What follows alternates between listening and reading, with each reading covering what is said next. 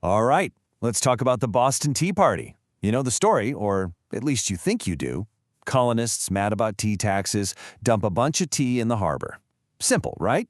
Well, what if I told you that the story we all learned in school leaves out the most important, the most interesting parts? What if this whole thing wasn't about what we think it was about at all? So this is the question that seems to start it all. The British government raises the price of tea, the colonists get furious, and splash, protest ensues. It's a really straightforward story about fighting against unfair prices. Except that's not what happened. Get this, the colonists weren't actually angry about the price of tea. The very law that set everything off, the Tea Act of 1773, literally made the official, legal British tea cheaper. Cheaper than it had ever been. It was even cheaper than the smuggled stuff that most people were drinking. Okay, so if it wasn't about the price, what was the big deal? To get to the bottom of that, we have to look past the tea leaves and see what was really at stake here. And believe me, it was about a lot more than a cup of tea. Let's just look at the numbers for a second. Before this whole thing, your average colonist could get smuggled Dutch tea for about 2 shillings and a penny per pound.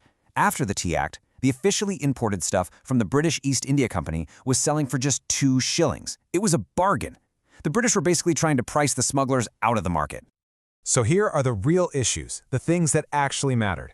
First, it was the principle of it all. No taxation without representation. Even with the lower price, there was still a tax attached, and the colonists had absolutely no voice in the parliament that created it. Second, where was that tax money going? It was used to pay the salaries of colonial judges and governors. This made them loyal to the king, not the colonial assemblies that used to pay them. Third, the Tea Act created a government-backed monopoly for one single, massive corporation. And fourth, that monopoly was set to crush local American merchants, and yes, the smugglers, putting them all out of business. And that mega corporation, the British East India Company, it was basically the Amazon of its day. Huge, powerful, and deeply connected to the government. And in 1772, it was in a whole lot of trouble. Yeah, by the early 1770s, the company was staring down the barrel of bankruptcy. It had literally millions of pounds of tea just sitting, rotting in its London warehouses. This company was so big and so important to the British economy that it was considered too big to fail. So the British government knew it had to step in. And the Tea Act was its solution. You can think of it as a massive corporate bailout package. The company got a huge tax refund, it was allowed to bypass all the middlemen and ship its tea directly to the colonies, and it got to appoint its own hand-picked agents to sell the tea. The whole point was to give the company a captive market to unload all that surplus tea and save itself from ruin. So, let's zoom in on Boston. Now, in other cities like Philly and New York, protesters actually got the tea ships to just turn around and go home. But in Boston, the royal governor, a man named Thomas Hutchinson, absolutely refused to let the ships leave. And here's a little detail. 2 of his own sons just happened to be among the guys chosen to sell the tea. The moment that first tea ship, the Dartmouth, docked in Boston Harbor, a 20-day legal clock started ticking. By law, after 20 days, if the import taxes weren't paid, customs officials had to seize the cargo and unload it by force. The colonists demanded the ship go back to England, but Governor Hutchinson said no. The standoff dragged on until the very last day, December 16th. Thousands of people gathered. The governor gave his final answer, the tea would be unloaded. And that's when Samuel Adams stood up and basically said, well, there's nothing more we can do here. And that was the signal. That night, the debate was over, and the action began. A highly organized group of men, the Sons of Liberty, were ready to go. They disguised themselves as Mohawk warriors. Now, this wasn't just some Halloween costume to hide who they were. It was a deeply symbolic act. They were choosing an identity that was uniquely American. They were sending a message that they were no longer acting as British subjects. They were something new. For the next 3 hours, they boarded all 3 tea ships and systematically destroyed 342 chests of tea, hacking them open and throwing them into the harbor. The official report from the East India Company valued the loss at just under 10,000 pounds sterling. So, what does that mean in today's money? We're talking about roughly $1.7 million.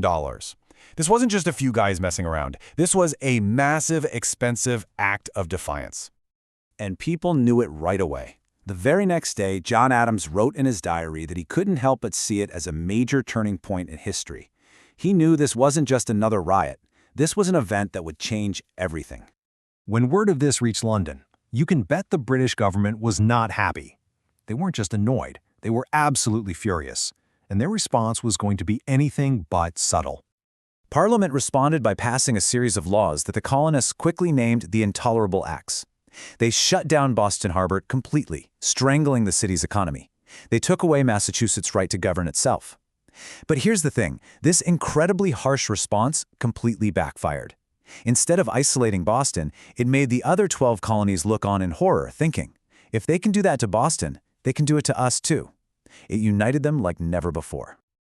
The destruction of the tea was a direct spark for the American Revolution, but its legacy as a symbol of protest is just as powerful, and it's got a few more surprises. First of all, the name. For about 60 years, no one called it the Boston Tea Party. That kind of playful, quaint name only became popular in the 1830s when a new generation started looking back and romanticizing the revolution. The people who actually did it just called it what it was, the destruction of the tea. And over the years, the event has become this powerful, all-purpose symbol of protest. Supporters of Gandhi used it as an example in the early 1900s. During the 1973 energy crisis, protesters dumped empty oil barrels into Boston Harbor. And of course, more recently, it inspired the name of the Tea Party political movement. So in the end, the story is so much bigger than just a tax revolt. It's about corporate bailouts, government monopolies, and the fundamental right to have a say in your own laws. And it leaves us with this really big question to chew on.